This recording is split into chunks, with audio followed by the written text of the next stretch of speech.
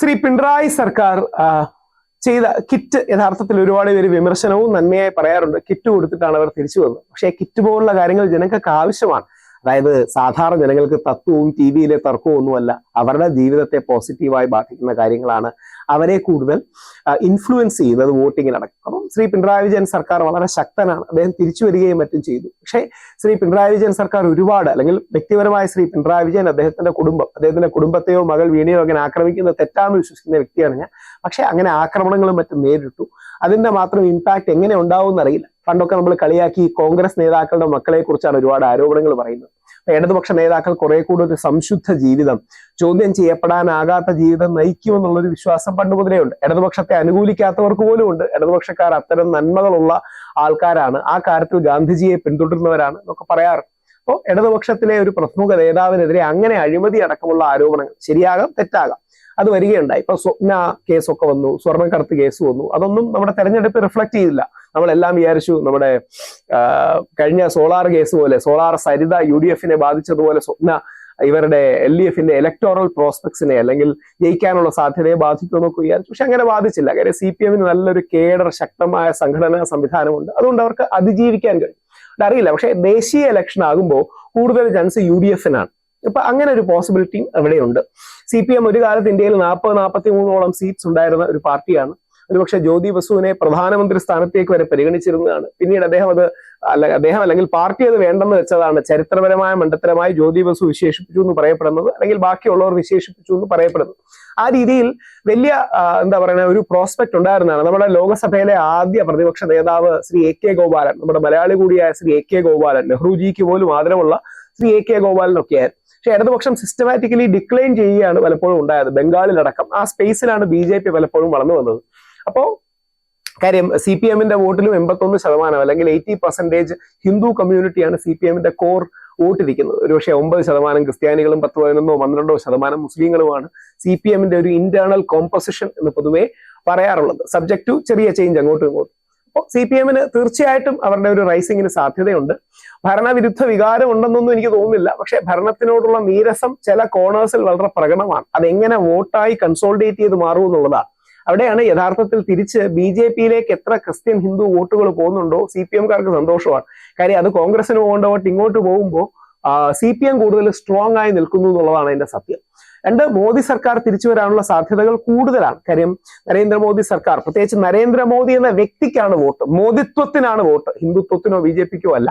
അതുകൊണ്ട് നരേന്ദ്രമോദി എന്ന വ്യക്തി ഉണ്ടാക്കിയെടുത്ത ക്രെഡിബിലിറ്റി, ഒരു വിശ്വ നേതാവ്, ഒരു വേൾഡ് ലീഡർ എന്നുള്ള ക്രെഡിബിലിറ്റി, അദ്ദേഹം ഒരു മിതവാദത്തിൽ എല്ലാവരെയും നയിക്കുന്നു എന്നുള്ള കാര്യം, ശ്രീ നരേന്ദ്രമോദിക്ക് ആഗ്രഹമുള്ള ഒരുപാട് കാര്യങ്ങൾ അദ്ദേഹം ഉപേക്ഷിക്കുക ചെയ്തത്. പ്രധാനമന്ത്രി ആയിട്ടും 300 സീറ്റ് ഉണ്ടായിട്ടും 2 തവണയും നല്ല ഭൂരിപക്ഷം ഉണ്ടായിട്ടും ആദ്യം കൊണ്ടുവന്ന ഫാം ബില്ല് ഉപേക്ഷിച്ചു, പിന്നീട് കൊണ്ടുവന്ന നമ്മുടെ ഫാർമേഴ്സ് ബില്ല് ഉപേക്ഷിച്ചു. അപ്പൊ ഇത്തരം കാര്യങ്ങളിൽ പിടിവാശി അദ്ദേഹം കാണിച്ചില്ല എന്നുള്ളത് അദ്ദേഹത്തിന്റെ നന്മയായി തന്നെ നമുക്ക് കാണണം. പുള്ളിയെ ഡിക്റ്റേറ്റർ എന്ന് വിളിക്കുന്നതിന് ഒരു അർത്ഥവുമില്ല. അദ്ദേഹം യഥാർത്ഥത്തിൽ ഈ തീവ്ര വലതുപക്ഷത്ത് നിൽക്കുന്നവർ മോദി അമിതമായി സോഫ്റ്റ് ആണ്, മോദിയെ വിമർശിക്കുന്ന ഒരുപാട് പേരുണ്ട്. മോദി വളരെ സോഫ്റ്റ് ആണ്, മോദി വളരെ പഴയ മോദി അല്ല എന്ന് വിമർശിക്കുന്ന കങ്കന റണാവത്തിനെ പോലുള്ള പ്രധാന നടിമാര് വരെയുണ്ട്. അപ്പോൾ മോദി യഥാർത്ഥത്തിൽ ഒരു ഗാന്ധിയൻ പാതയിലൂടെ, സെന്റർ റൈറ്റ് ഗാന്ധിയൻ എന്ന് വിളിക്കാം, മധ്യ വലതിലൂടെ നമ്മുടെ രാജ്യത്തെ നയിക്കാൻ നോക്കുകയാണ്. അത് മോദിജിയുടെ ഏറ്റവും വലിയ നന്മയാണ്. മാത്രമല്ല, ഒരു തീവ്ര വലതുപക്ഷത്തിന്റെ ആശയലോകത്തിലെ ഏറ്റവും പ്രധാന കാര്യങ്ങളിലൊന്ന് സംസ്കൃതമാണ്. ശ്രീ നരേന്ദ്രമോദി വളരെ എടുത്തു തന്നെ പറയുകയുണ്ടായി, തമിഴാണ് സംസ്കൃതത്തെക്കാൾ പഴയ ഭാഷയെന്ന്.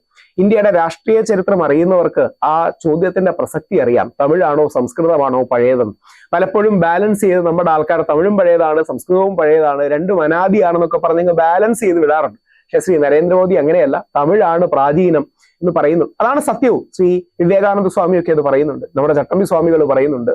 അപ്പോൾ ആ തമിഴ് ജനതയാണ് പ്രാചീനം എന്ന് പറഞ്ഞാൽ ഒരുപാട് ജാതീയപരമായ മതപരമായ ചോദ്യങ്ങൾ അതിൽ ഉൾപ്പെട്ടിട്ടുണ്ട്. അതായത് ബ്രാഹ്മണ, ആര്യ, വേദ, സംസ്കൃത ഈ ധാരയല്ല, അതിന് മുമ്പുള്ള ഒരു ധാര ഇന്ത്യയിൽ ഉണ്ടായിരുന്നു. അത് തമിഴ് ധാരയാണ് എന്ന് പറയുന്നതിന് ഒരുപാട് രാഷ്ട്രീയ പ്രാധാന്യമുണ്ട്. അദ്ദേഹം തമിഴ്നാട്ടിൽ വലിയ സീറ്റൊന്നും ജയിക്കാൻ പോകുന്നില്ല.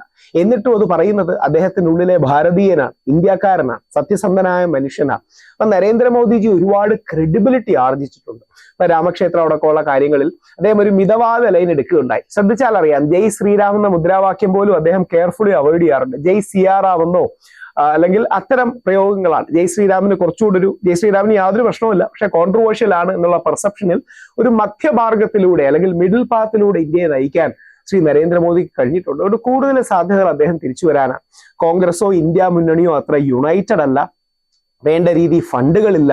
ഇപ്പൊ ഇലക്ടോറൽ ബോണ്ടിന്റെ ഫണ്ടിലൂടെയൊക്കെ ഒരു 10,000 കോടി രൂപയെങ്കിലും BJPക്കാണ് വന്നിട്ടുള്ളത്. ഈ എന്തൊക്കെ രാഷ്ട്രീയം പറഞ്ഞാലും ഇലക്ഷൻ എന്ന് പറഞ്ഞാൽ ഒരു കാശിറക്കുന്ന ഇത് കൂടെയാണ്. ഇപ്പൊ മണ്ഡലങ്ങൾക്കെല്ലാം ചെലവും കാര്യങ്ങളും ഉണ്ട്. 1 കോടി മുതൽ 5 കോടി വരെ വ്യത്യസ്ത മണ്ഡലങ്ങൾക്ക് ആൾക്കാർ ചെലവഴിക്കാറുണ്ട്. അപ്പോൾ നമുക്ക് 2.5 കോടിയാണ് ആവറേജ് എന്ന് എടുത്താൽ 500 മണ്ഡലങ്ങളിൽ പോട്ടെ, ഒരു 400 മണ്ഡലങ്ങളിൽ ശക്തമായ നമുക്ക് ഫൈറ്റ് ചെയ്യാൻ 10,200 കോടി അല്ലെങ്കിൽ 1,500 കോടി രൂപ വേണം. അത്രയും കാശ് കോൺഗ്രസിനുണ്ടോ എന്ന് സംശയകരമാണ്. അപ്പൊ ആ രീതിയിലൊക്കെയുള്ള ഒരു വലിയ ഇഷ്യൂസ് കോൺഗ്രസ് അടക്കമുള്ള മുന്നണികൾക്കുണ്ട്. അതെങ്ങനെ മാറുമെന്നറിയില്ല. പിന്നെ ആം ആദ്മി പാർട്ടി, ഇടതുപക്ഷ പാർട്ടികൾ, CPM പോലുള്ള പാർട്ടികൾ, തൃണമൂൽ കോൺഗ്രസ് പോലുള്ള പാർട്ടികൾ. തൃണമൂൽ കറക്റ്റ് BJPയുടെ തന്നെ ഒരു മോഡലാണ്. BJP പല സ്ഥലങ്ങളിൽ നിന്നും ശക്തിയുള്ള ആൾക്കാർ അവരുടെ പാർട്ടികൾ വിട്ട് BJPയിലേക്ക് പോകുന്ന പോലെയാണ് തൃണമൂലിലേക്ക് ആൾക്കാർ വരുന്നത്. അപ്പൊ ഈ ലോക്കൽ സ്ട്രോങ് ലീഡേഴ്സ്, തമിഴ്നാട്ടിലെ DK ശിവകുമാർ കോൺഗ്രസിന്റെ അല്ലെങ്കിൽ തൃണമൂൽ കോൺഗ്രസിന്റെ മമതാ ബാനർജി, ഇതുപോലത്തുള്ള ലീഡേഴ്സ് BJPയുടെ ഈ സ്ട്രോങ് ടാക്ടിക്സ് തിരിച്ചു ചെയ്യുന്നവർ കൂടെ ഉണ്ട്. ഇന്ത്യൻ രാഷ്ട്രീയം രസകരമായി പോകുന്നു. ശ്രീ മോദിജിക്ക് തന്നെയാണ് കൂടുതൽ ചാൻസ് എന്നുള്ള കാര്യത്തിൽ ആർക്കും സംശയം കാണില്ല. പക്ഷെ സൗത്ത് ഇന്ത്യയിൽ എത്രമാത്രം അദ്ദേഹത്തിന് സ്വാധീനം ഉണ്ടാവുന്ന കാര്യത്തിൽ സംശയമാണ്. 400 സീറ്റ്സ് ഒന്നും എത്താൻ സാധ്യതയില്ല. അതൊക്കെ ഒരു ഗുമ്മിന് വേണ്ടി പറയുന്നതാണ്, ഭംഗിക്ക് വേണ്ടി പറയുന്നതാണ്. എന്തായാലും കംഫർട്ടബിൾ മെജോറിറ്റിയുടെ അടുത്തോ ഉണ്ടാക്കാൻ സാധ്യതയുണ്ട്. അതോടൊപ്പം ഇന്ത്യ മുന്നണി ഒരു സ്ട്രോങ് മുന്നണിയായി തന്നെ ഫുൾ പ്രസന്റ് ചെയ്യുകയാണെങ്കിൽ ഏകദേശം ഒരു 100-150 സീറ്റോ അതിനപ്പുറം എത്താൻ സാധ്യതയുണ്ട്. അത് തന്നെ നല്ല വളർച്ചയാണ്. ഇന്ത്യക്ക് നല്ല പ്രതിപക്ഷവും ആവശ്യമാണ്. കാര്യം ഏത് പാർട്ടിയാണ്, BJPയോ കോൺഗ്രസോ CPM ആപ്പോ ആകട്ടെ, ഒരു മൃഗീയമായ ഭൂരിപക്ഷം കൊടുക്കരുത്. അത് അരഗൻസിലേക്ക് നയിക്കും, അഹങ്കാരത്തിലേക്ക് നയിക്കും. അപ്പൊ ഒരു ബാലൻസിലേക്ക് ഇത് കൊണ്ടുപോകാൻ BJPക്ക് കഴിയുന്ന രീതിയിലുള്ള ഭൂരിപക്ഷം കിട്ടുമെന്ന് തോന്നുന്നു. കോൺഗ്രസിന്റെ തിരിച്ചുവരവിന് ഇത് സാക്ഷിയാകാൻ സാധ്യതകളുണ്ട്. പക്ഷേ എത്രമാത്രം സീറ്റ് അവർ നേടുമെന്നറിയില്ല. കോൺഗ്രസിന്റെ സീറ്റുകൾ എന്തായാലും കൂടാൻ സാധ്യതയുണ്ട്, ഇന്ത്യ മുന്നണിയുടെ സീറ്റ് കൂടാൻ സാധ്യതയുണ്ട്. ഇത് രണ്ടും കൂടി മുമ്പോട്ട് വരുമ്പോൾ ഒരു പോസിറ്റീവായ മാറ്റം ഉണ്ടാകും. പക്ഷെ കൂടുതൽ സാധ്യതകൾ ശ്രീ നരേന്ദ്രമോദിക്ക്.